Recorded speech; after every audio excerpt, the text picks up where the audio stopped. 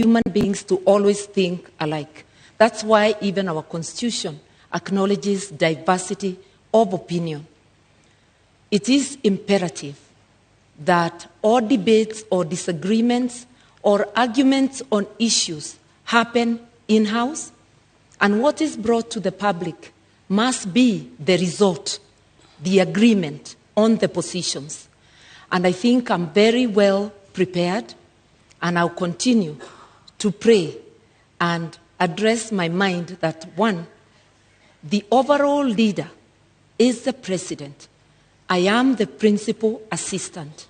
With that in mind, that I'm a delegate of the president and can be required to do any work to support the presidency and the administration, I'll be ready, and I am ready.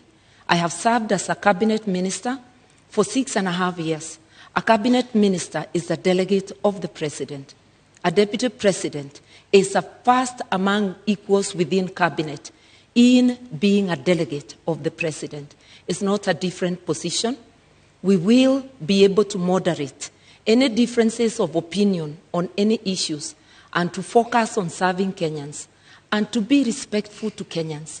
Arguing in public, calling each other names in public is not only a disgrace, it's also not respecting Kenyans who elected and put us in office. Yeah. So I will be very conscious. And I've been commenting on the current situation, which does not commend itself to anyone. Would you then, perhaps going by the experience this country has gone through, in terms of the architecture of the Constitution, should we have a rethink, perhaps from an elective deputy president to an appointive one, so that if things do not work out for the sake of country, then the president has that latitude? 2 minutes. Nothing wrong with the architecture of the Constitution, something wrong with our behavior. It is not that we need to amend to prescribe the relationship between the president and a deputy president. It is that we need to change our behavior, differ with respect, maintain deference for people who are above us, that even when you differ, the way you address them is in a way that tomorrow you can be able to once again sit and work together. And when it comes to my opponent saying that their manifesto or their plan was discussed by Kenyans, I want to remind Kenyans, Azimio was a product of a robust discussion, way ahead of anything our opponents have done. And my captain went around the country and he got Kenyans to express themselves, and that's how Azimio was born. That's how the agenda, the manifesto, was born. Consultative process as prescribed by the Constitution. We intend to continue with consultations, even in governance, because public participation is deeply embedded in the Constitution, which my principal and I fought so hard to put in place. All right. Honorable Guy, the same question. Supposing this were to happen, we've seen before, and it's been part of our history, people call themselves brothers and friends, and then they have a fallout. Supposing this were to happen, would you think it would be possible and great for us to have the deputy president be an appointive position so that the president has the leeway, essentially, to fire you? That is a hypothesis. I like to look at life from a positive perspective. I always look at a glass as half full, not half empty. I have no doubt in my mind that we are a formidable pair. We are a pair that has been brought together by a common convergence to serve the people of Kenya, to spearhead, chaperone, and implement the third liberation, that is the economic liberation for the people of Kenya. And what has brought us together is so important that no sideshows can come in between. The focus that is before us, the need to restore the dignity of the Kenyan people, is such an important aspect of our lives, of our leadership, that it is incomprehensible that we could think of having sideshows and things that are necessary. And by the way, the situation between President Uhuru Kenyatta and William Ruto has not been brought because of ideological differences. It has been brought because of inferiority complex. Right. People must allow strong leaders to prevail. and you shouldn't have a problem when your deputy is strong and sharp and focused. You should just be able to accommodate him and use that as a strength to serve the people of Kenya. Had President Uhuru Kenyatta, in his second term, allowed William Ruto to help him manage the affairs of this country, we will not be where we are today, where Kenyans have no food, where unga is at 250 shillings, that they have to run around to look for a package to try to deal with it to save this election on their part. If he had allowed Dr. William Ruto to help him like in the first term, all the stored projects will be going on. He should have used the strength of William Ruto and harness it and use it to augment his leadership and to strengthen it for the benefit of the people of Kenya. However, Honorable Rigathi, just quickly to follow up on that, we have seen Martha Karua in 2009, it was, resign after they disagreed with the president as a minister. You saw the former deputy governor Nairobi, when they could not work with the governor, again resign. So isn't it on principle that those who push for, if it doesn't work out? I don't think it is honorable to be a quitter. I think you must fight from within and pursue what you intended to do. When the Nairobi deputy governor quit, he left a vacuum in Nairobi, and that allowed President Uhuru Kenyatta to bring the military into the city. You know? Because if he was there, the mess in Nairobi will not be. You cannot be a quitter. You must fight on. My sister, Martha Karua, quit President Mwai Kibaki's government when Kibaki needed him, when Kibaki was in trouble, when Raila Odinga was making life impossible for him. Mwai Kibaki needed Martha Karua. And at a time when Martha Karua needed to assist Mwai Kibaki, she quit. Mwai Kibaki is and has been the gentleman of Kenyan politics, an amiable old man, a good man, a respectable man, a man who was listening to everybody. Any leader who could not work with Mwai Kibaki, I have serious doubt that leader can work with anybody else.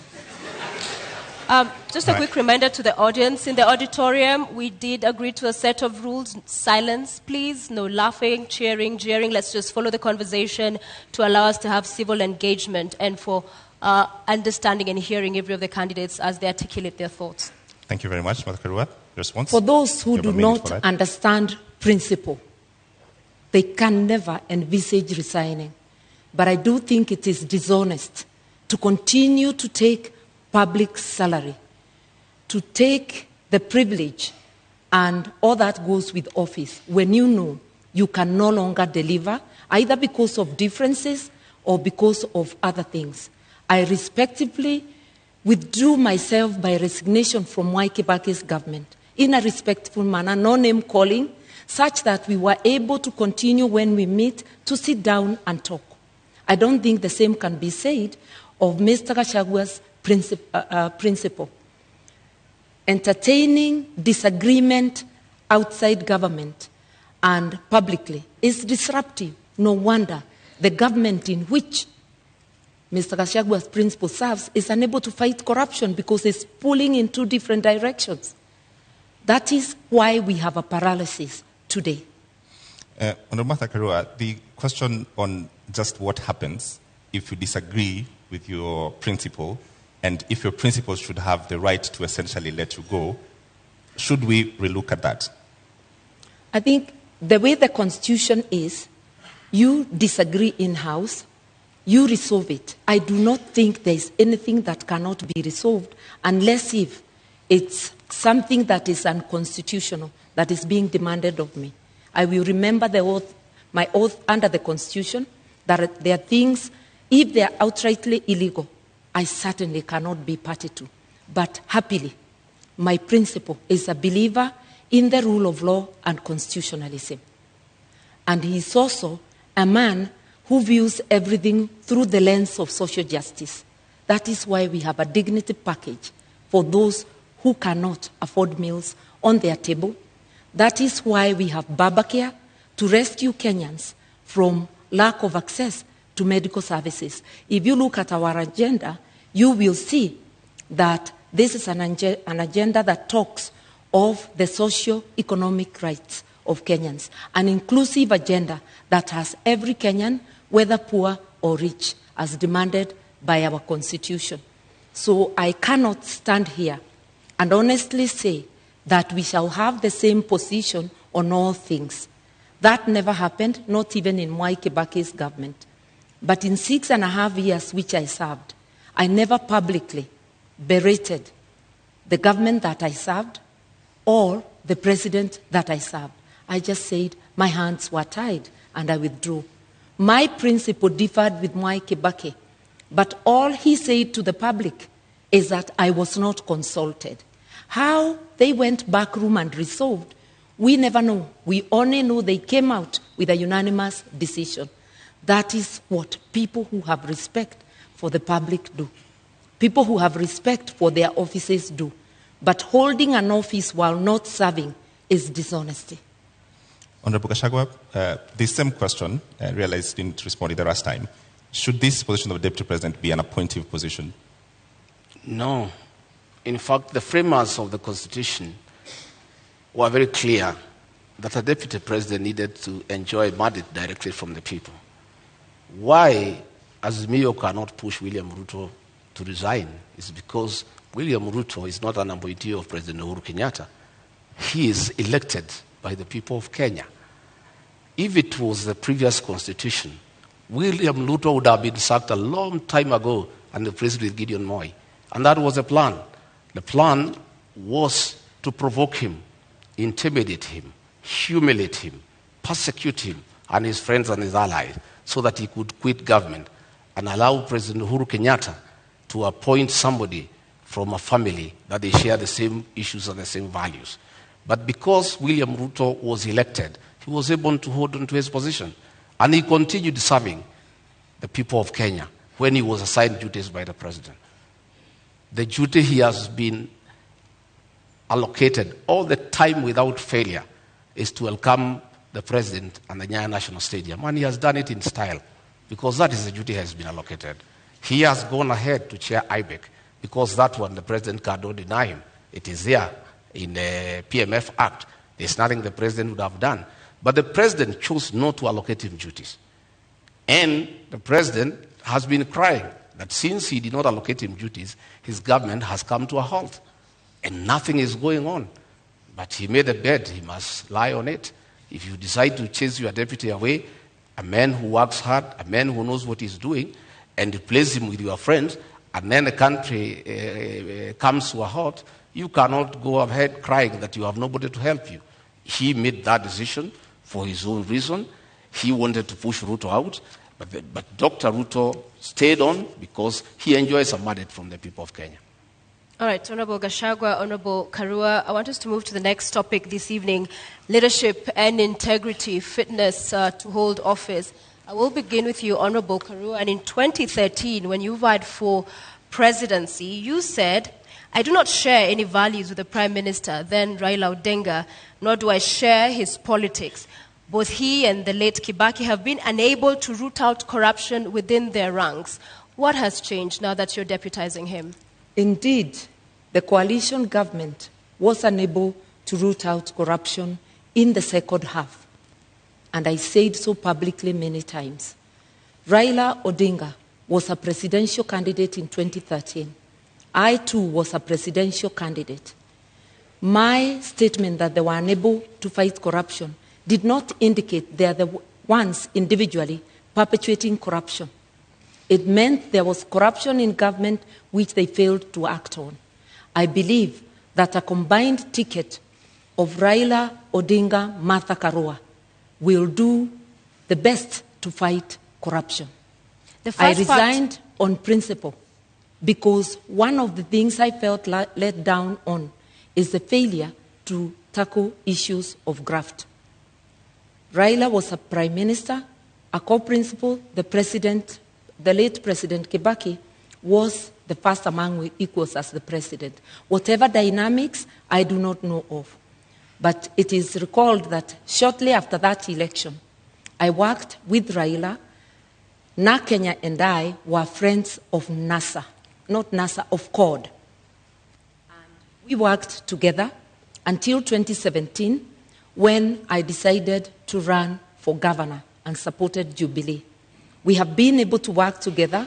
We have a history of working together in our 30 years of being in active politics, and I know that his policies align with mine. I did mention that we both view our actions through the lens of social justice, and that is what has drawn me to work with him.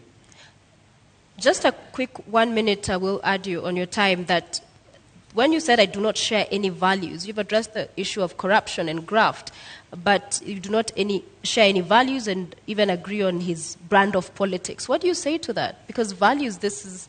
As of that time, I felt I did not share anything with him. And remember, we were candidates. There is no way you will praise the other candidate. But I can assure you that it is not because I thought he personally was responsible of any wrongdoing, nor did I feel that President Kibaki was personally responsible. But there were rogues within government they failed to act on. And I felt my hands were tied in the performance of my duties. And therefore, as I campaigned for myself, I actually was saying, look, you've been unable to fight corruption, just like the Jubilee administration under President Uhuru Kenyatta and Dr. William Ruto. And they are still in government together up to now. And we saw Dr. Ruto attending cabinet a week ago. They've been unable to fight corruption. You can't hold one side of government and say the good one is mine and the bad one belongs to the other person. That's doublespeak. Honorable Gachagua, just Sophia, moments. I think Honorable Mother needs to come through to the people of Kenya on being consistent. Honorable Mother is on record saying that Raila Odinga and President Uhuru Kenyatta should retire together. Not a long time ago. She seems to have changed her mind that they shouldn't retire together. In fact, that President Uhuru Kenyatta should continue governing through proxy, and Raila Odinga should purport to govern as a proxy of Uhuru Kenyatta. At what time did she change her mind? Because it's on record, she went public to say that the two of them should retire together.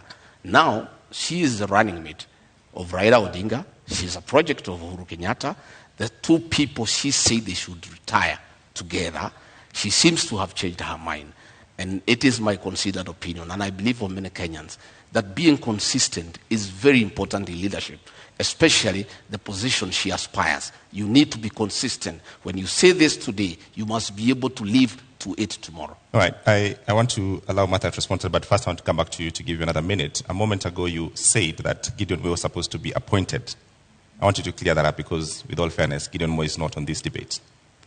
Well, President Uhuru Kenyatta, the chairman of Azimio, in a meeting in State House a week ago, said that he nominated Martha Karua as his running mate to take care of his interests and that of his family. The president was on record, which means that Martha Karua is a project of the chairman of Azimio, President Uhuru Kenyatta, and they are both proxies with Raila Odinga. It is not me who said, it's President Uhuru Kenyatta who said. And previously I thought that Honorable Mother had been nominated as running mate by Raila Odinga.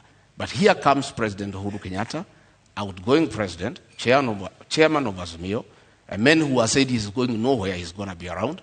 He'll be ruling from home. He'll be consorting his project from home. He'll be continuing to govern the people of Kenya.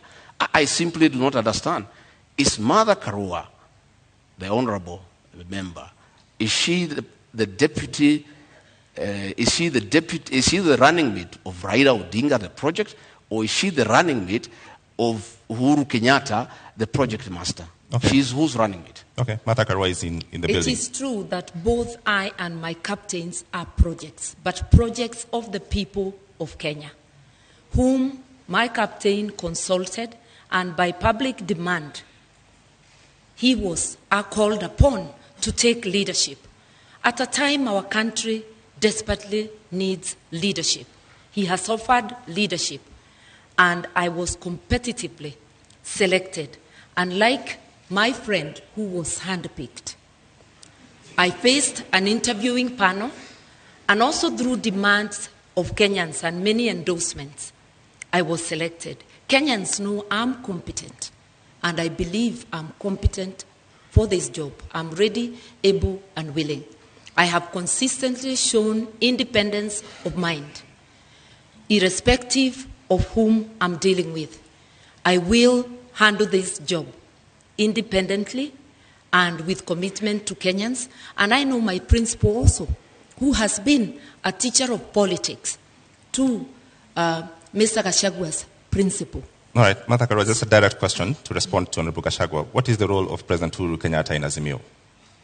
The role of President Kenyatta, he is the chairman of the council. But my captain is the chairman, overall chairman of Azimio. Jubilee is just one out of the 26 political parties. I sit in the council as well. And President Kenyatta does not make decisions alone. Will he have a role? Will he have a role after he finishes his term? Sorry? Will President Kenyatta have a role after he finishes his term? His party will have a role. And if he continues to be, if he doesn't give his position in the council to any other member of his party, it would be a peripheral role as a member of the party. The incoming administration will be a Raila Odinga Azimio presidency. Just like the current Jubilee government, although Uhuru was a deputy president in the government of Mwai Kibaki, it was not a continuation of the Mwai Kibaki administration. It was an Uhuru Jubilee administration. Anybody who understands government would know that. Honorable Gachagua, you have a minute to respond. The truth of the matter is that the role of President Uhuru Kenyatta in Azimio is to craft his own succession, to continue governing Kenya through proxy, through Raila Odinga and Martha Karua.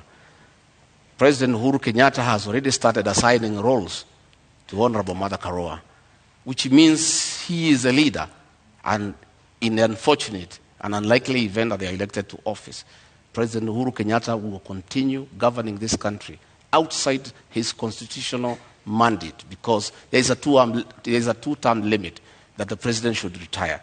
But the president does not intend to retire. You saw how angry he was, saying that people are asking him to go home and asking where he's going.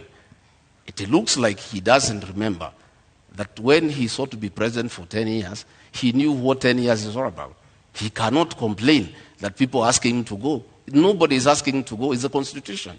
But he's trying to circumvent the Constitution to plant a proxy government, to continue governing from outside State House through Raila Odinga and Martha Karua, so that he can continue protecting state capture and conflict of interest. And Martha Karua has already been assigned that role. He was on record that she is the one he has put there deliberately to protect his interests and that of his family. All right, Martha Karua. It is important to be truthful in this debate. President Kenyatta has not publicly or privately assigned me any role. I'm sure he knows that he cannot assign any role to a minister in an administration he does not have.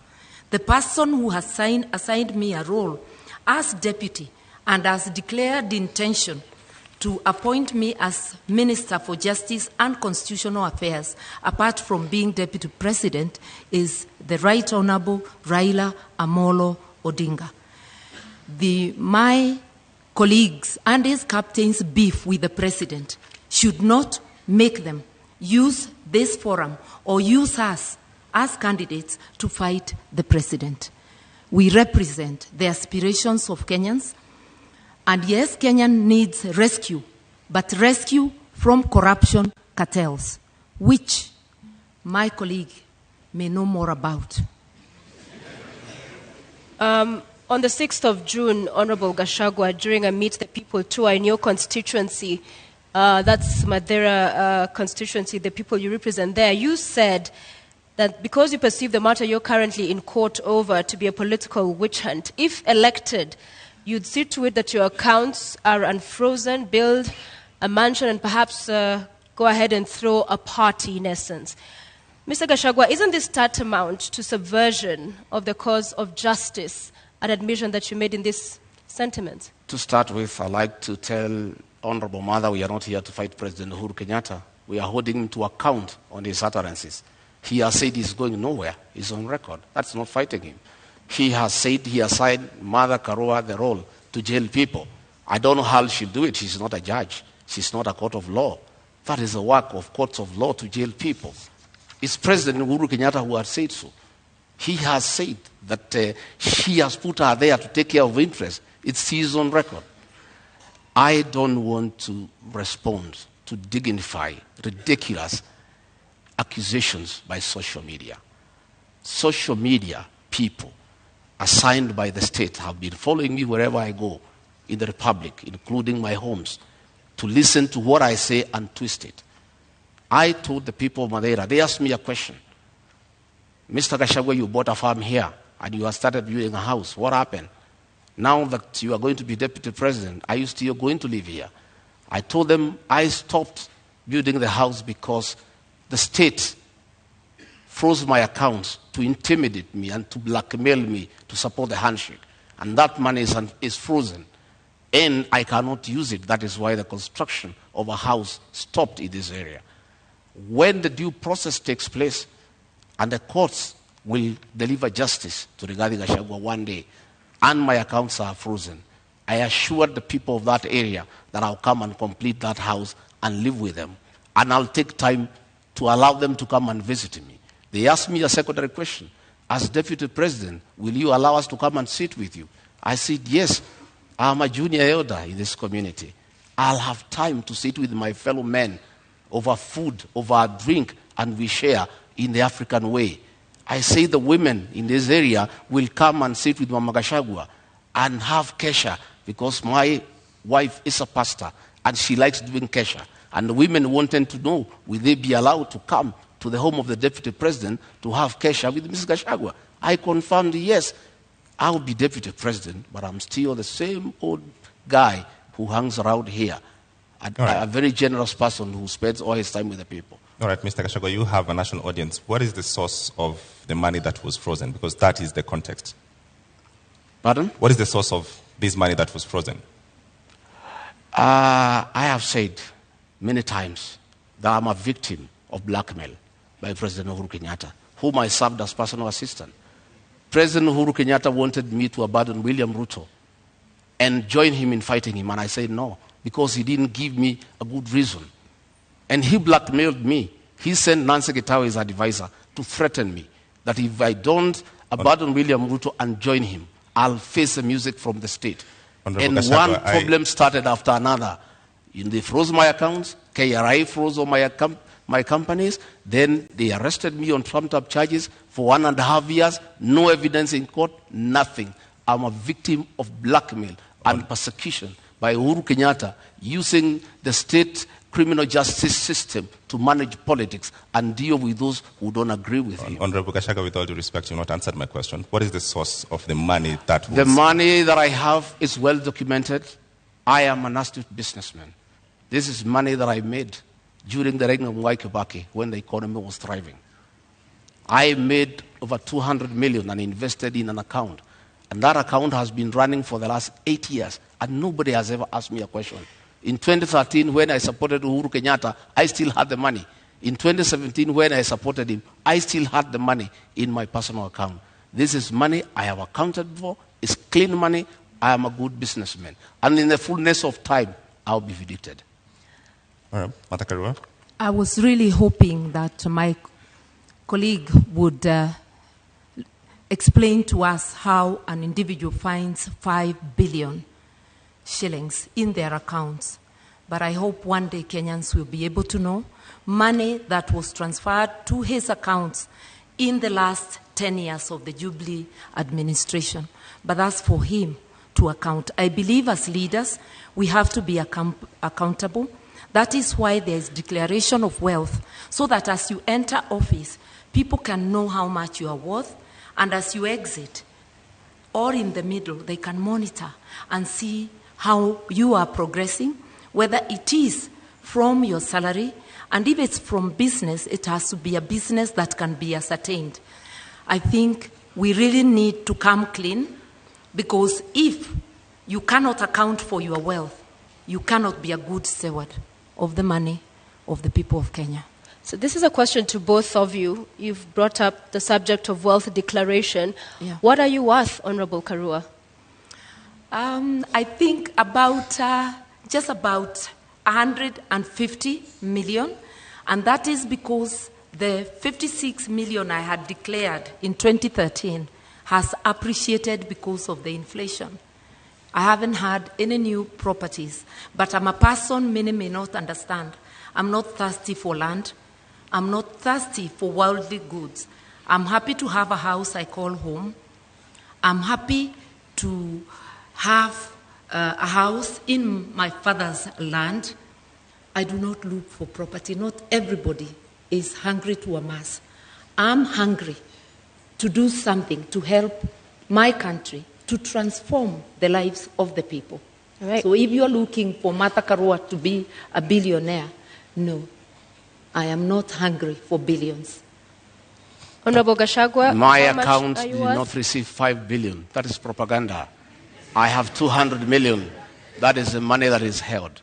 200 million, 64 million. I worked in the Ministry of Lands and Settlement. 10 million, I worked in Kenya Power. 33 million, I worked in the Ministry of Livestock. Another 46 million, I worked in another organization called Patek. Up to 200 million, that is all the money. But when you set policemen to investigate, they don't understand accounts. When you save money in a fixed deposit, it leaves your personal account into a suspense account. A normal policeman looking at it, movement in and out 4 times a year of 200 million, he thinks you have 800 million within that year. So when he multiplies by 7 years, he says you have 12.4 billion. That is the folly of the kind of investigations we are having in this country. I don't have billions. I have 203 million into that account. And that is part of my wealth. I'm worth 800 million minus the 200 they are holding, another 600. So just a quick follow-up on that, Honorable Rigathi, because the charges you are facing are as a result of trading with county governments. What's your position on public officers doing business with government, whether at the national level or at the county level? By the time I've done all my businesses, I was not a public servant. I was a private individual. I have no conflict of interest. I was a businessman. I applied for tenders and competed, open tenders and won, and did construction business and did supplies, and nobody is complaining. Today, those charges against me, no evidence in court, nobody is willing to record a statement. Clean business. And I never traded with institutions because I was not part of any government. But this That is when is your business brother... I did in 2011. I did in 2012. You know? When they say that my brother was governor, my brother became governor in 2013. I did business in 2008, in 2009, in 2011. And that money is there. And it's all documented where it has come from. But nobody is bothered because they just wanted to punish me. But they wanted to blackmail me into supporting the handshake. And I'm a man of principle. And Uhuru Kenyatta knows that. I respect my conscience. I will never be intimidated. And I can tell you, many governors today supporting Azimio is because they were blackmailed like me and they gave in. Honorable Gachagua, just clarity. In 2009, 2010, there was no county governments. Which government did you do? Sorry? There was no county governments in 2009. I'm saying I made money in 2010, in 2009. There was no county government. I didn't make money with the county government. I never did business with the county government.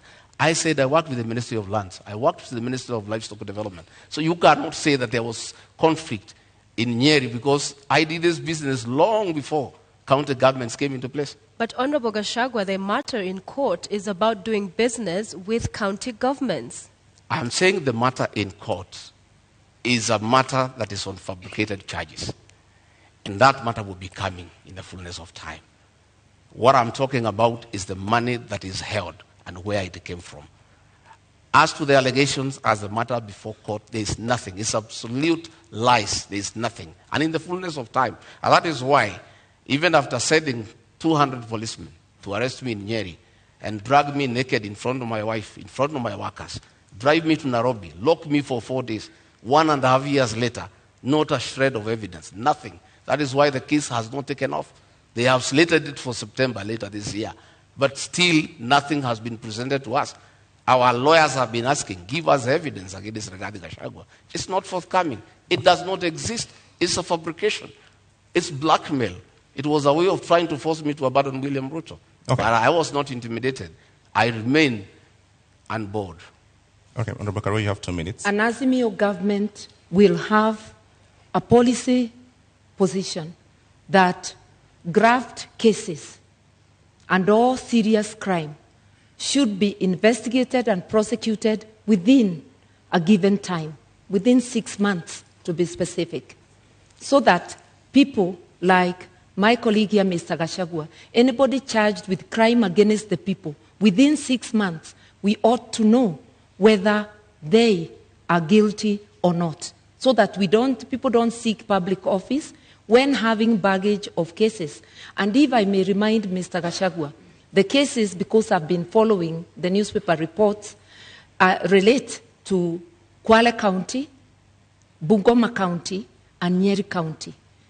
And the period when the offenses are said to have been committed is between 2013 and 2020. So it is important, even from a personal position, that a person gets cleared and that you do not instruct advocates to delay the cases, because what we are having in our courts is really a circus, where one is charged, you are holding public office, you continue holding public office, elections come, and now we have seen new language in the courts that to allow them to campaign, the case is further delayed.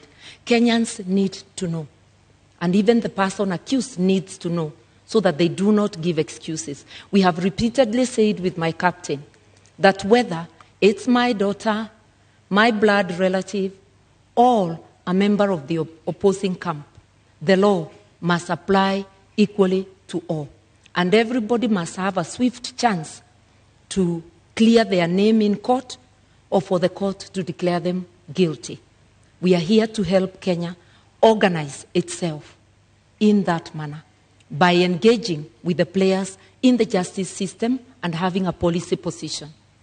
All right, Honorable Gachagua, you have a minute to respond. For clarity, have you done business with county governments? Allegations remain just allegations. Honorable Mother knows, and I'll never take her on allegations. A British newspaper accused her of receiving a bribe from BET, but I cannot come here and accuse her that she's corrupt because of that allegation. Because an allegation is an allegation. The people of Kirinyaga have been complaining that she used her office as justice minister to take land in South Gariama and give it to her relatives. But that is just an allegation.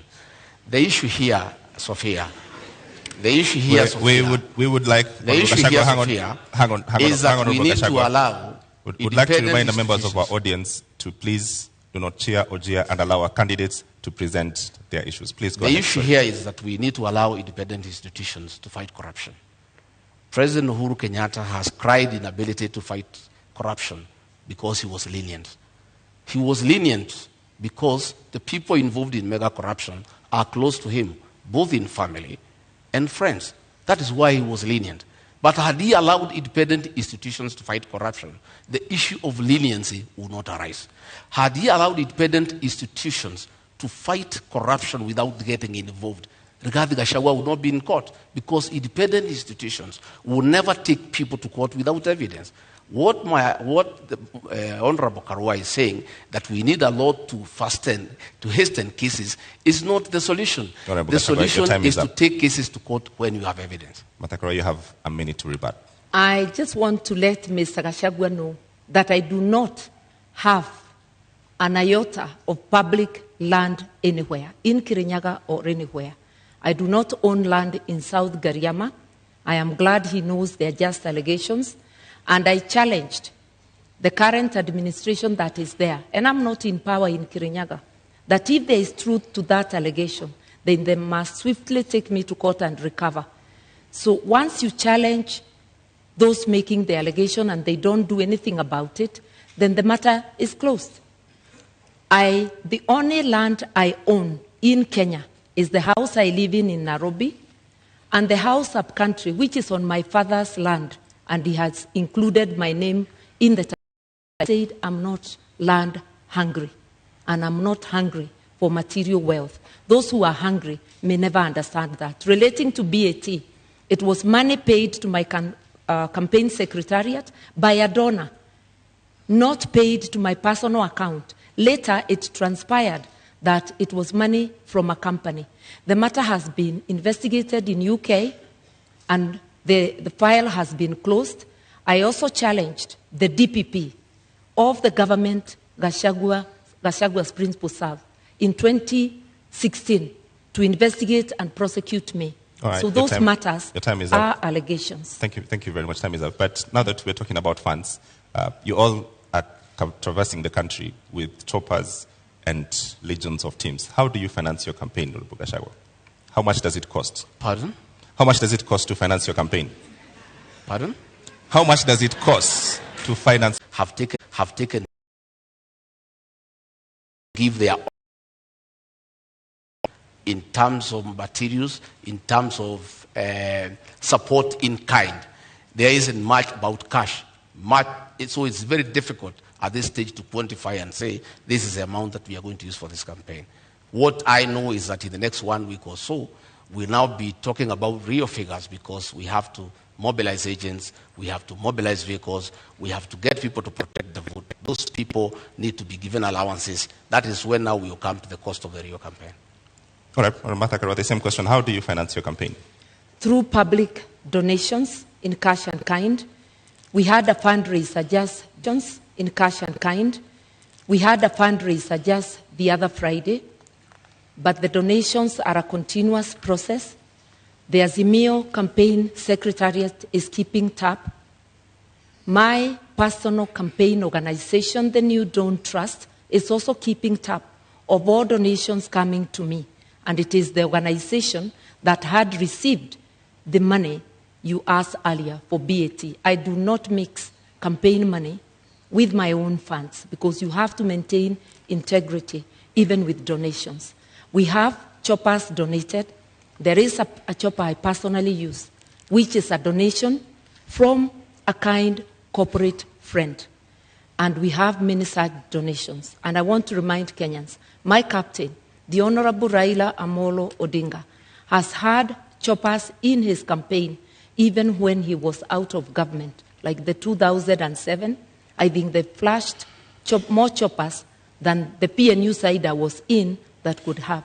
He is a man known for his capability to mobilize resources, both human and financial, for campaign. And I'm very lucky to be his running mate. Talk to us, Honorable Gachagua, about corruption and election campaigns financing. A lot of opaqueness there, clearly, even from this engagement, and laws around politicians being accountable and there being an eye inside what's going on have not seen day of light. So what are your thoughts? Is there any nexus there? Well, campaigns and you really cannot control donations, because people support a certain candidate for a certain reason. And it behoves upon the candidate to receive donations that are well-meaning and donations that are not tied to your win and what you need to do for people after.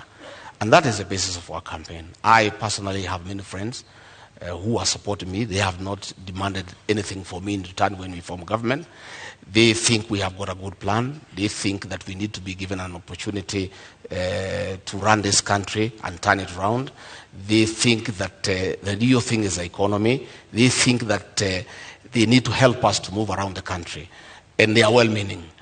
I wouldn't say the same of my colleague here, because their campaign is being run with the public resources. You are aware that the PS Interior has been meeting chiefs and assistant chiefs who are public servants and give them instructions to work for Azimio. You have seen their meetings being attended by chiefs in uniform. That is the misuse of public resources. We have seen funds from Harambee House, from the confidential expenditure, being put into this campaign. Many of the town hall meetings they are holding in the Mount Kenya region, all the delegates are given 1,000 shillings to go home. And that is money from public coffers. Do you have evidence of this? Oh, yes. We have photographs, we have recordings, we have audios. They are there. We are always well appraised, because many of those people who go to receive that money are actually our supporters. And they say they don't want to allow the elephant to die with the tusks. They need to remove the tusks before it is dead. That is what is happening. And public servants, the Cabinet Secretary for Interior, is on record campaigning for Azimio. The Cabinet Secretary for ICT is on record campaigning for Azimio. These are public officials. They are public. They are paid with public money, but they are campaigning. That is misuse of public resources.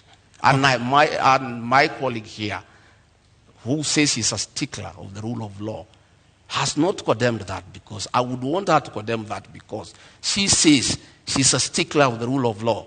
And if she finds public resources are being used to propel her to office, she should be bold enough to say that is wrong. She should speak out against the misuse of chiefs and assistant chiefs by the PS Interior to campaign for her and her boss. Okay. Honorable Karua, just to build on that, all corruption scandals, Eurobond, Kimarer, Afi House, Kemsa, do find a dotted line into politics. As you respond to this question, how does Azimio and yourself going to deal with these questions that we have to deal with now? May I begin there by saying that Azimio government is very clear on what it will do. Both my captain and I have repeatedly said there will be no sacred cows. Anybody involved in corruption will face the law, irrespective of who they are. As for campaigning with public resources, that's a fabrication. What I know is that every presidential candidate is entitled to security. So there will be security apparatus, whether it is the Deputy President's campaign or the Right Honorable Raila Amolo Odinga. We mobilize our own meetings, using our candidates, using everybody. Anybody who attends, they attend on their own volition.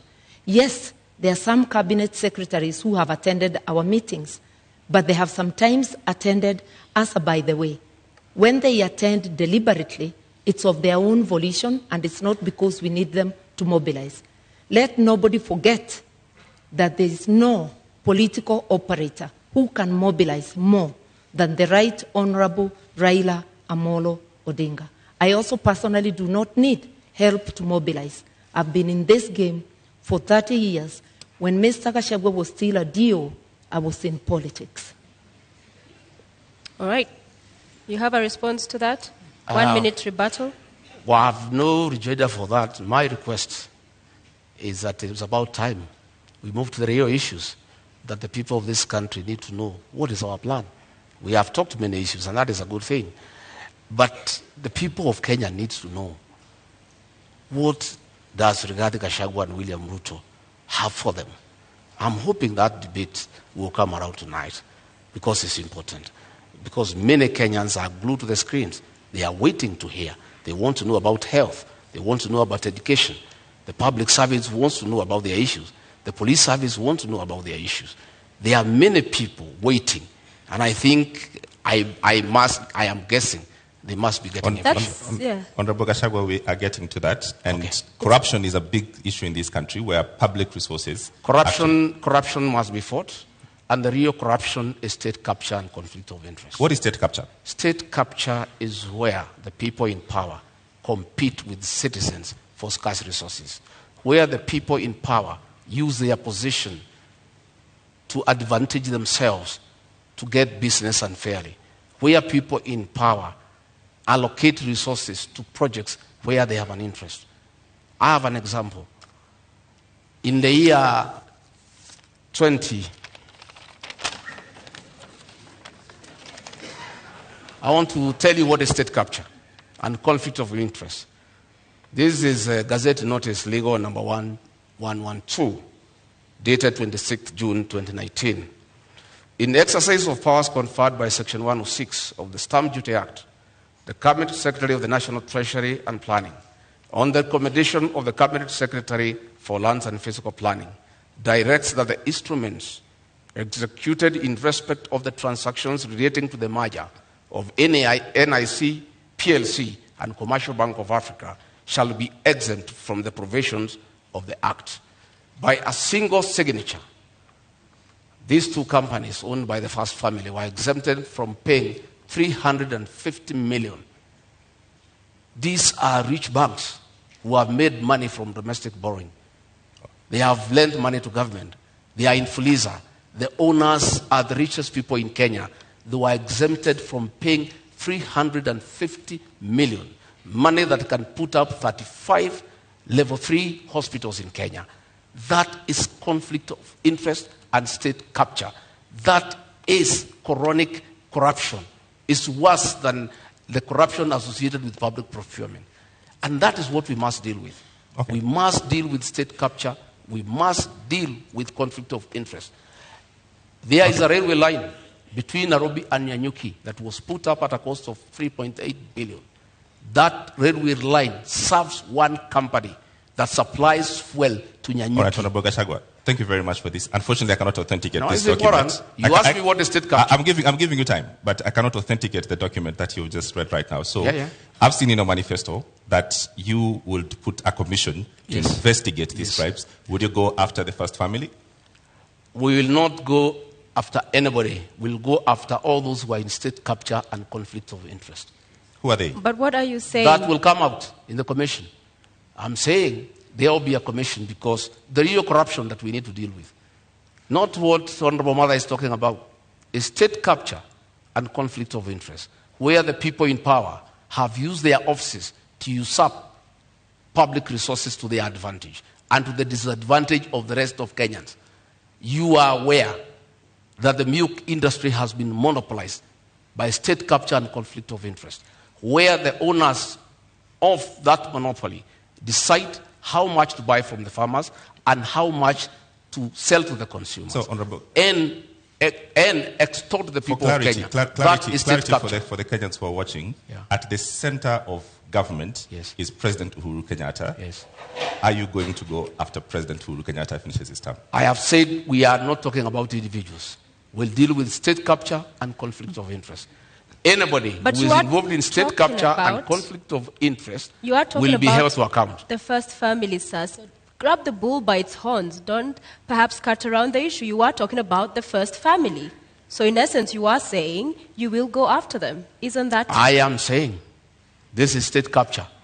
I've given you an example. You will feel for yourself what needs to happen. All right. And I am saying that is what we need to deal with. You know, state capture. And that is why the president will say he is lenient. He cannot deal with state capture. He cannot deal with conflict of interest. Okay. He can't. Thank you very much. Ramata, we have 2 I minutes. I Yes. want to help Mr. Gachagua. State capture is the repurposing of the state to serve individuals rather than public good. And corruption cartels in this country, whoever they are, have strangled the country. I opened by saying Kenya can't breathe.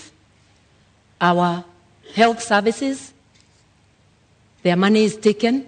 The money for agriculture, for fertilizer subsidies, money for building dams such as Kimwerel, Arol, Galana Kularu, which was supposed to help Kenya feed itself.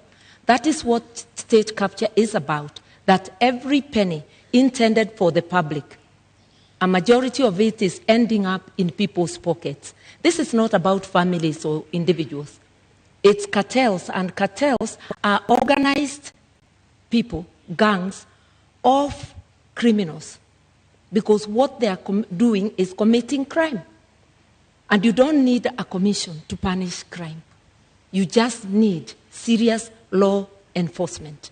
And if you find roadblocks, that cases are taking too long, then Parliament can be used to do its work, to consider proposals from the government, to pass laws that fast-track such cases. We all know that election petition cases take 6 months. Why can't corruption cases similarly take such a period? That is the debate that must go to the National Assembly. Mr. Gachagua serves in the National Assembly. I have not heard him talk about corruption except when defending his own position in the case he's involved in. In contrast, I'm out of Parliament. I've been vocal, whether it's KEMSA, whether it's any other corruption. And I've also been vocal in upholding the rule of law and reminded my brother, President Kenyatta, that he cannot serve beyond his term, a position he holds at this moment, that he is going home. So, Honorable Karua, do you agree then that there's state capture in Kenya? And secondly, what do you make of their proposal to form a commission of inquiry into the same in Kenya if elected? That just expresses their reluctance to fight corruption. In fact, Mr. Gashagua's principle is captured on tape in an interview in this country, saying that he doesn't think corruption can stop a nation from developing.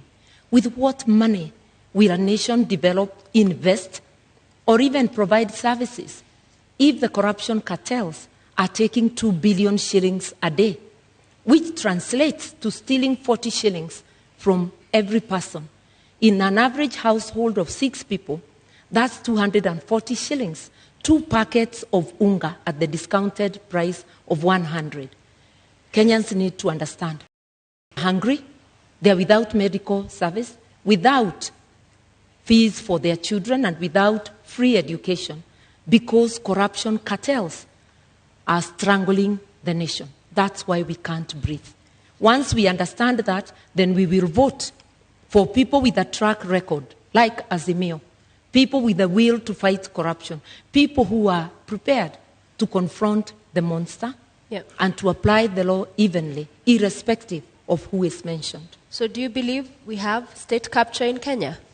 There is state capture, yes, by corruption cartels, organized criminal gangs who plunder our resources daily.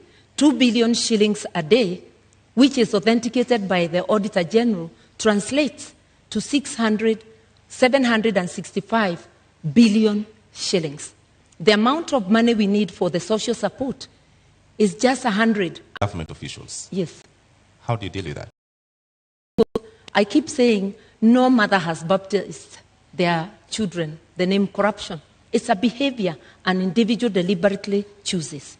And state capture can even become a tool during elections, where empty promises are given to entice Kenyans to further surrender their sovereignty to corruption cartels. I'm urging Kenyans to look at the track record of each of the formations that are seeking the presidency of this country. I am confident that a reasonable look at the candidates present, as Kenyans will commend themselves to vote for Azimio. And Azimio will do the jobs, not because we are perfect, but because we have the best track record, and we do try and have tried before and done good work for Kenyans. All right, you have 2 minutes. I don't know. I don't know whether the Honorable Mother has taken time in their meetings with the chairman of Azimio to ask him. He said he is in charge of this country. He knows everything that goes on. Then he went ahead to say that 2 billion shillings is stolen daily. I don't know whether in her meetings with the chairman of Azimio, she has tried to find out from him who steals this 2 billion and why he has done nothing about it. In terms of fighting corruption, our manifesto is very clear. Our plan is sound and is in accordance with the Constitution. Our plan is to allow independent institutions that fight corruption to be really and truly independent by giving them that freedom and giving them resources and financial autonomy so that they receive instructions from nobody. On assuming government, we shall appoint the Inspector General of Police as the accounting officer of the National Police Service, so that himself and the DCI have independence to do what they need to do on fighting crime and corruption without having to take instructions from anybody. Because you know, it is said, he who pays a piper calls the tune.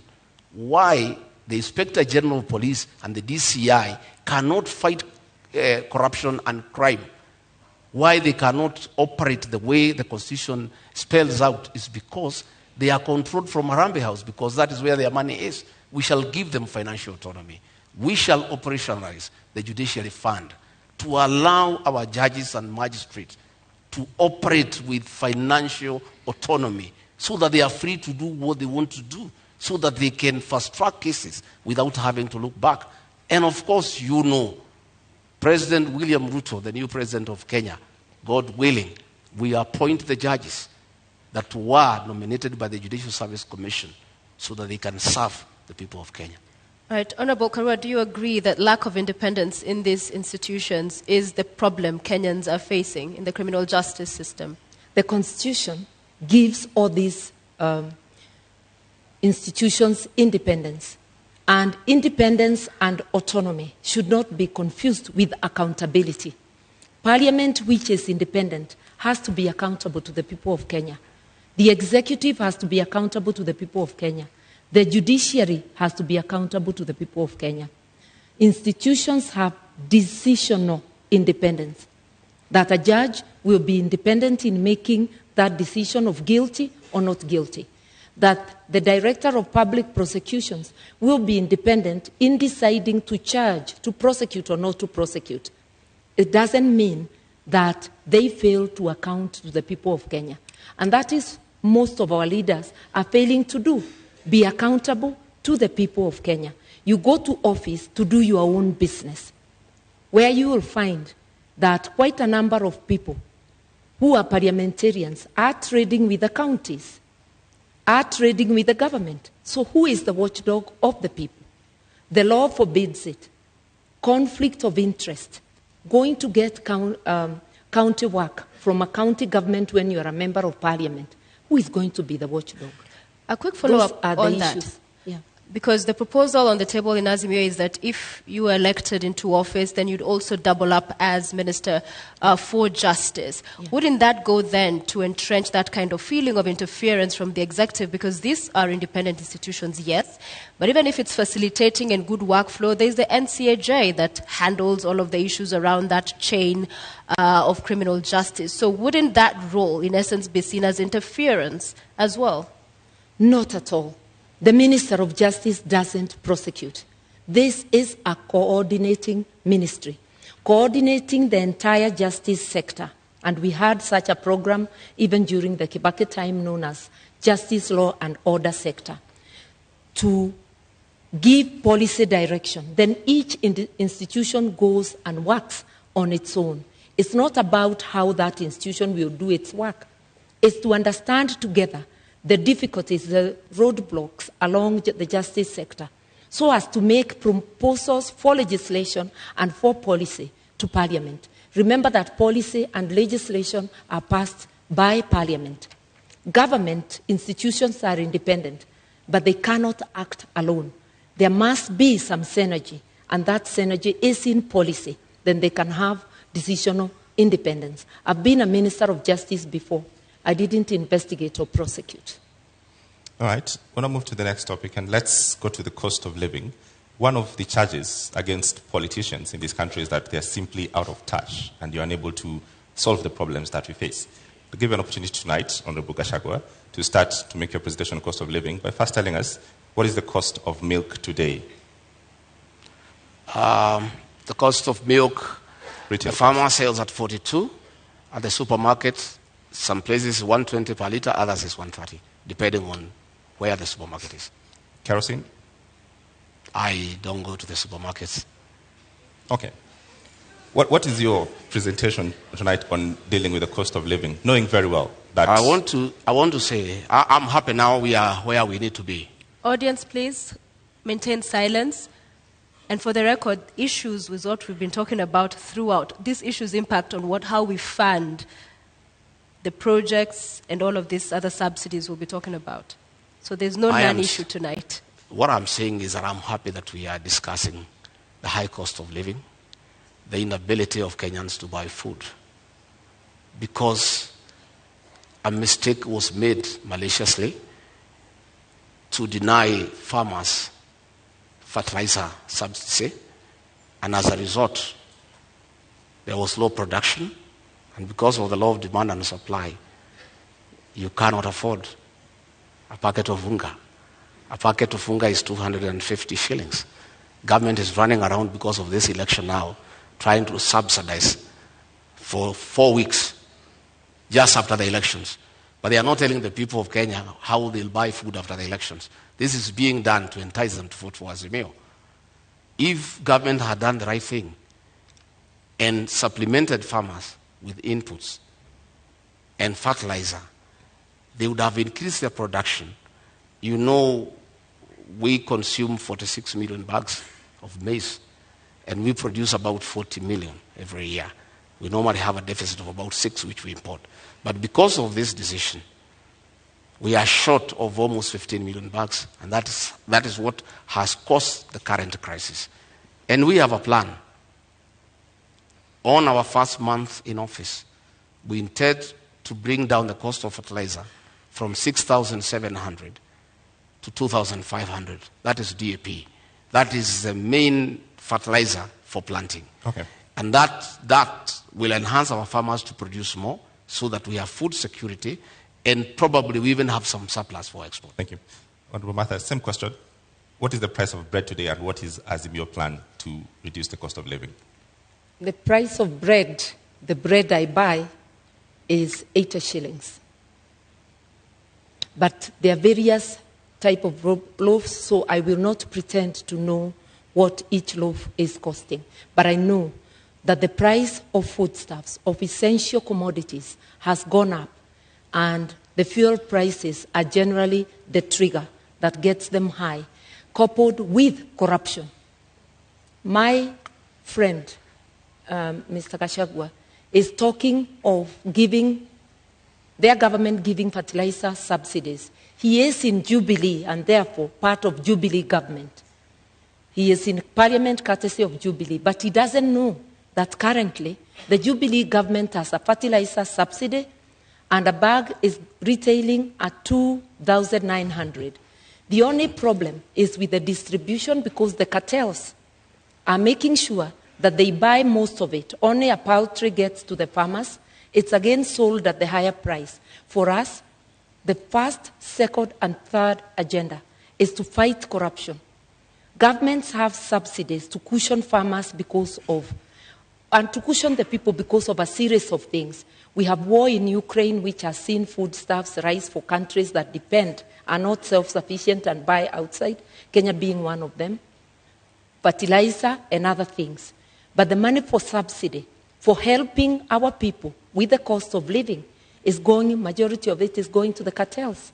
That is where the problem is. The money meant for Galana Kulalu irrigation scheme, which would have helped with our food reserves, was stolen. Kenyans know even the fertilizer, there was a scandal. Maize, there was a scandal. Kenyans know who are responsible for those scandals. And Mr. Gachagua is also aware. And together with his captain, they may know more. All right, since mother, who is actually my mother, my late mother is Mother Kerigo. Since she joined government, she has been consumed by the lies of the same government. If the Honorable Mother moved around the country, the lies she's giving here, that fertilizer is 2,500, she will be feeling sorry. If she went round to Kemunye, her hometown in Gishogo, the cost of DAP is 6,700. The cost of CAN is 5,900. The cost of 17 is 5,800. The cost of 20 is 5,900. And the cost of urea is 7,200. That was just a lie by the Minister for Agriculture. There is no fertilizer that is available for 2,500. You can walk around to any shopping center, including our hometown. These are the costs of fertilizer. And I want to say, let us stop deceit and lying to the people of Kenya on national television. When my sister here, Mother, tells the people, farmers, that fertilizer is 2,500, they start having very serious doubts about her credibility as a future deputy president. Because if she can come here on national television and give prices that are not true, when people are suffering, when people cannot buy fertilizer, her credibility is put into question. A quick I've indicated that the subsidized fertilizer, he's correct, is not available at every retail shop, but it's available at the stores of at the depots of National Cereals and Produce Board. It is a project of the Ministry of Agriculture. I've heard the minister talking about it, and I know of farmers who have accessed it, but I know, and I have stated, it's riddled with corruption, and it's not getting to the people. The honorable thing Mr. Gachagua could do When you are not aware, you just say you are not aware. You just don't dismiss things as lies when they are happening.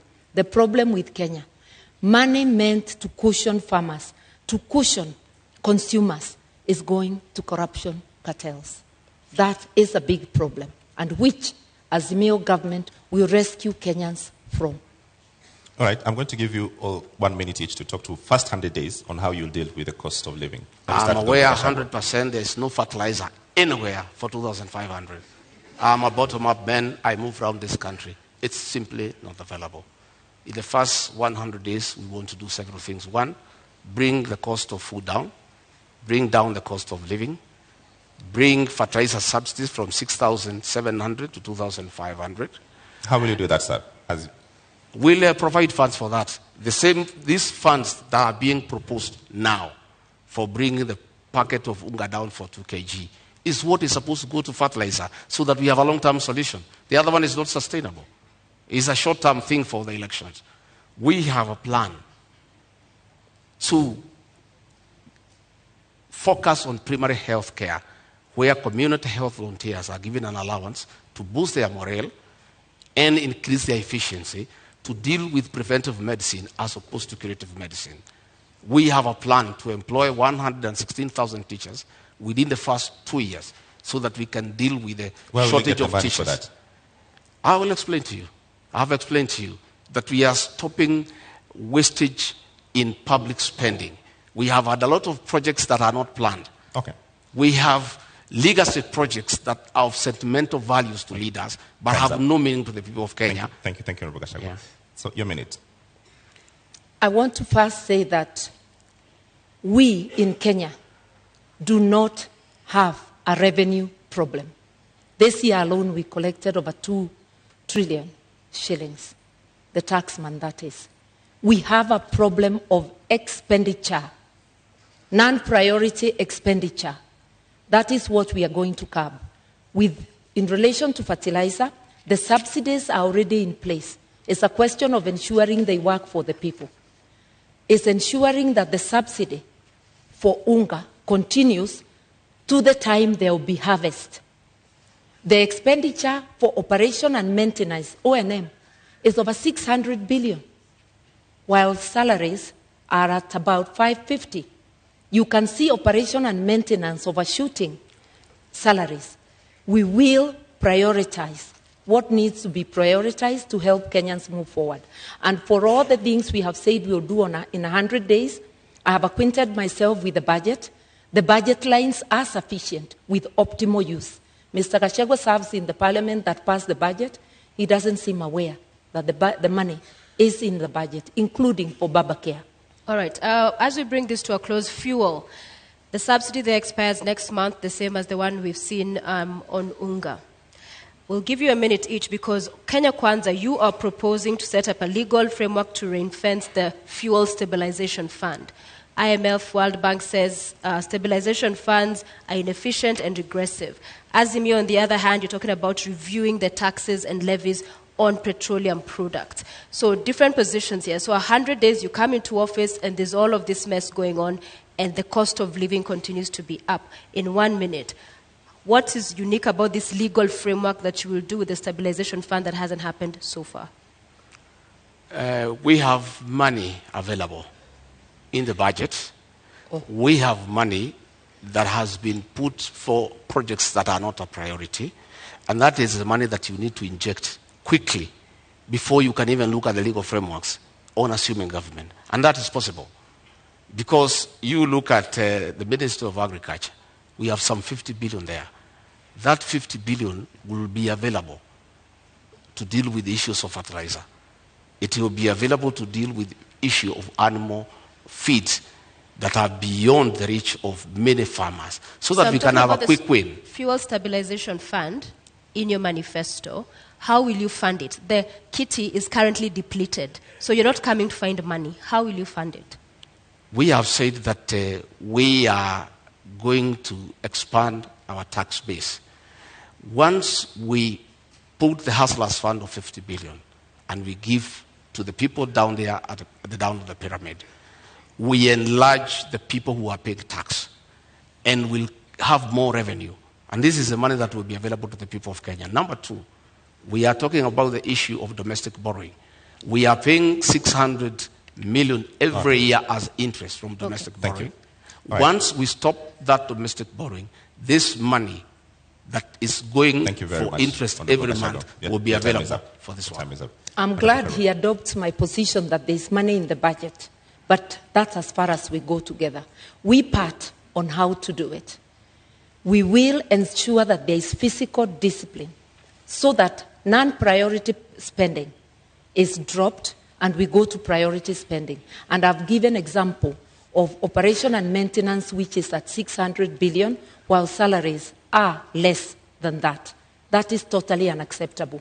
We will also fight corruption because money for fuel subsidies, there are a lot of cartels in the energy sector. We understand this. We will target those places and press the areas we need to press to immediately stop the leakage.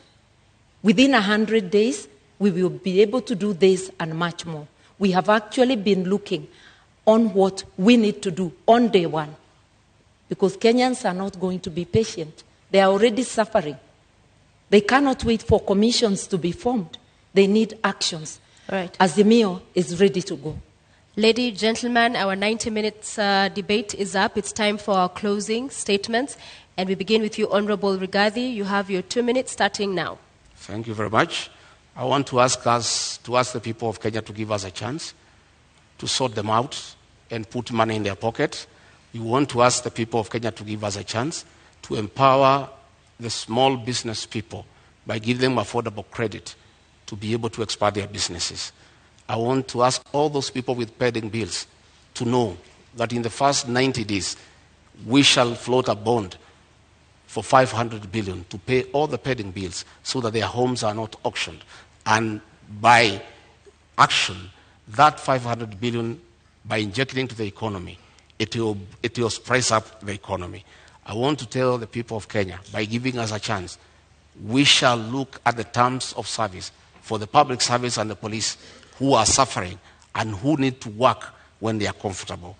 I want to tell the people of Kenya to give us a chance to bring reforms to the NHIF program so that every Kenyan has an NHIF card so that when you go to hospital, you are able to be treated and go home free. I want to ask the people to know, the people of Kenya, that William Ruto and I have a plan for them.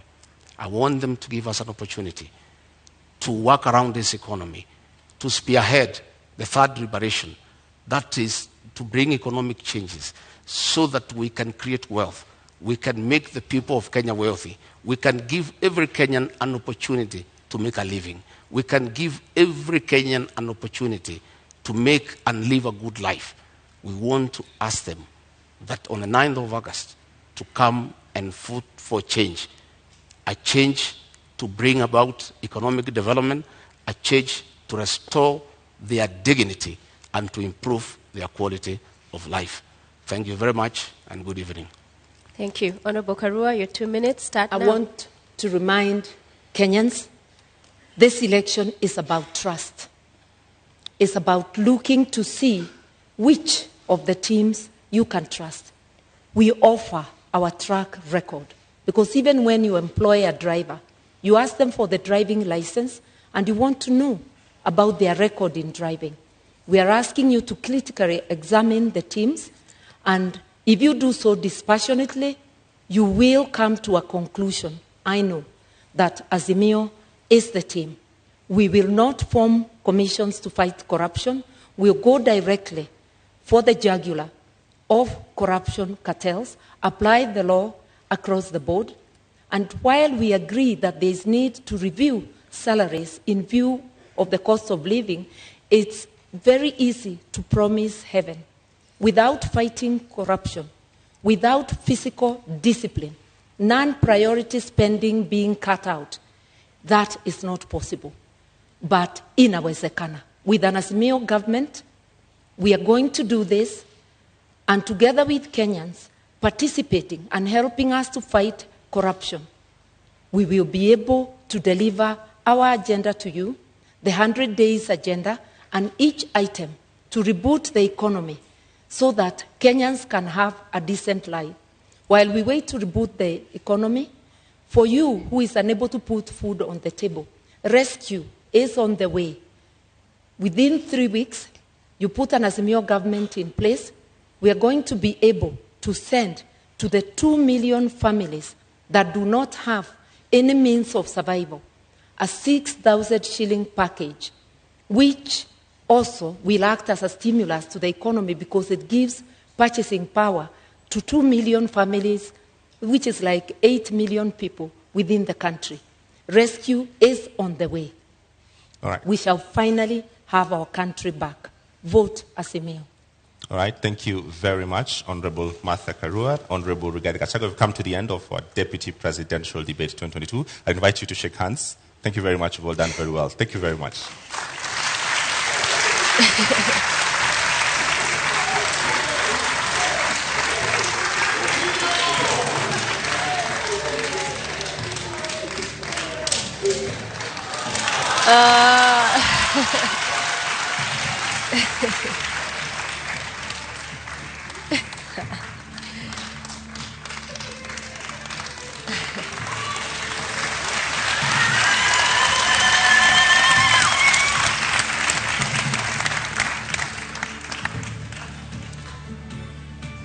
Ladies and gentlemen in the audience and our viewers following this at home, we have come to the end of our debate this evening, and our appreciation to Honorable Martha Karua of the Azimio la Umoja One Kenya Party Coalition, as well as Rigathi Gachagua of the United Democratic Alliance, UDA, for honoring voters with the duty of agreeing to attend this public televised debate. We thank you.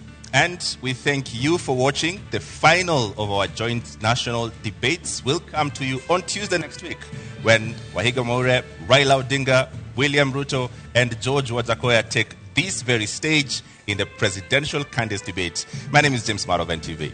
And I'm Sophia Wanuna of KTN News. Good night.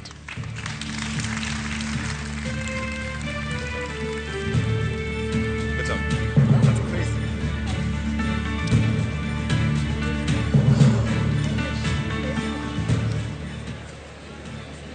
My goodness, what is that? And thank you all for tuning in to the Deputy Presidential Debates just moments after the second debate has ended. Prof, direct to you. Are you impressed? Were your issues addressed? Good to see you, good to see you, good to see you. Yeah, thank you, Trevor. I think You guys did excellent. Appreciate it. the debate actually did not address Yes. the sort of central issues we're looking at. Yeah. But on the very positive side, I think the debate spent time on what's ailing this country. And I'm very, very happy that for the first time in history, we have two parties from inside government so that we are able to know what's actually ailing Kenya. Okay. The theft, the corruption, the inflated government project costs, the state capture, lack of ethics amongst those who are in power, families and so on. I'm actually very happy that this fight between Uhuru and Ruto is actually exposing to us the real problems that this country actually have. Yeah, because I would like to imagine for exposing to Kenyans the rot that has become our country and the incompetence of those who are in power, who are ruling us now. Thank you. All right. Nerima, you wanted to hear the how of the manifestos. Did you get your answers? Not very directly. Unfortunately, a lot of the questions that I wanted answered, the meat of the conversation was coming toward the last 20 minutes of the debate. So I did hear in terms of, Honorable Karua talking about the 2 million people who will be supported with the 6,000 shillings with the social welfare. She touched on Babacare. And I did hear Honorable Rigathi talking about the Hustler Fund. I mean, it's 50 billion shillings. But then just because you give people resources, he talked about the pyramid and it going down. And we know a lot of youth is where they're at the bottom of that pyramid. It doesn't mean as soon as you get money, let me tell you, you're paying back your loans. because a lot of people right now are living on debt. So they are going to be repaying that. So it's not going to be that easy. Nerima, hold on 1 second. Let's cross over to Martha Karua, who's just finished the debate. Mtazamaji popote pale ulipo, kilicho na mwanzo kosi mwisho na hatimaye mdahalo umetamatika. Na hapa nipo na Bi Martha. Bi Martha, shukrani za dhati kwa kutenga muda wako na kujiunga nasi. Ningependa kujua hisia zako ni zipi? Mdahalo umekwenda vipi? Je, umeafikia matarajio yako? Nafikiria nimeafikia, umeenda vyema, tumedebate bila balaa yoyote, tumeendelea vyema. Naam, shukrani sana na nakutakia kila laheri na kwaheri. Na mwenzangu Nimrod Tabu bila shaka atakuwa anajiunga nasi baada muda usiokuwa mrefu akizungumza na mgombea mwenza wa UDA Rigathi Gachagua, na atakuwa anatueleza je, hisia zake ni zipi, na je amefikia matarajio yake, je ameweza kuwashawishi wa Kenya kumpigia kura ifikapo Agosti 9. Nimrod, kama unanipata, naam, labda tu tujiongea upande huu. Pole. Naam, asante sana. Bila shaka ni mdahalo ambao umekamilika. Tumezungumza na mgombea mwenza wa kwanza. Wacha tuzungumze na Mheshimiwa Rigathi Gachagua. Mheshimiwa Rigathi Gachagua, dakika zilikuwa ni saa lizima na dakika 30. Unajihisi namna gani baada ya mdahalo huu? Nimefurahi. Ilikuwa mazungumzo tumepata kueleza wa Kenya, lakini sijari kwa sababu tulitaka tupewe nafasi kuongea juu ya maneno na masuala ambayo yanahusu wa Kenya, ya uchumi. Tungetaka tuongee mambo ya afya, hatukupata nafasi. Mambo ya housing, hatukupata nafasi. Tulitaka tuongee mambo ya public debt, hatukupata nafasi.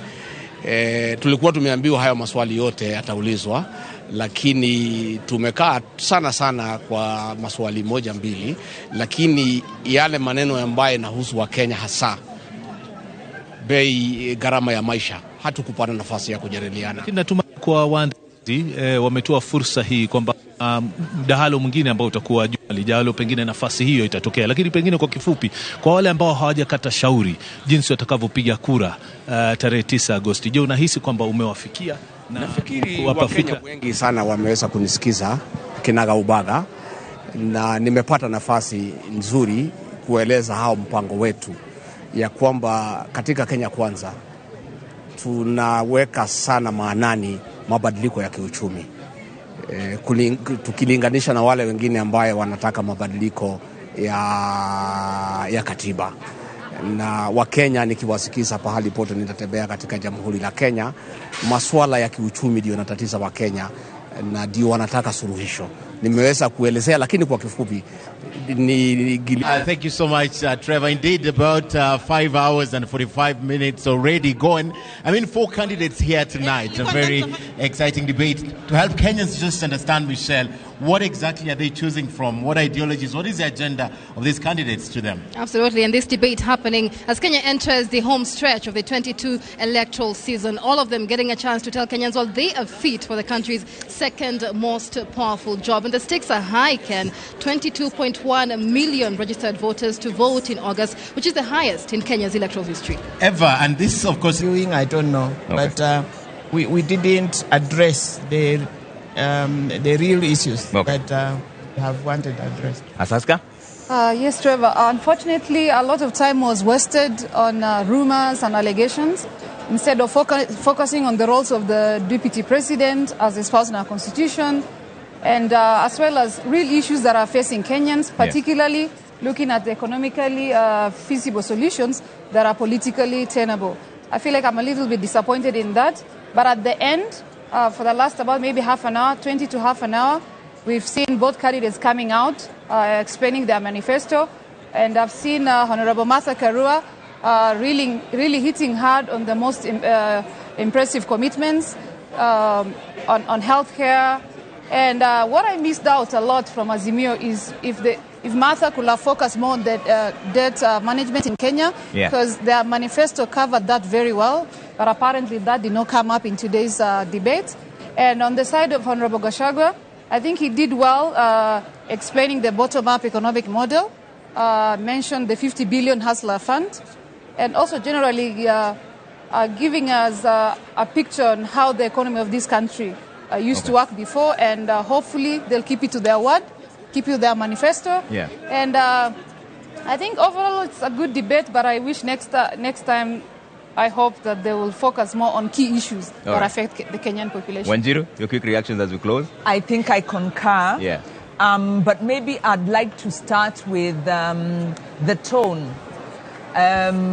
You know, at the outset, Honorable Gachagua obviously kept saying no sideshows, until I wondered, what's a sideshow? Yeah.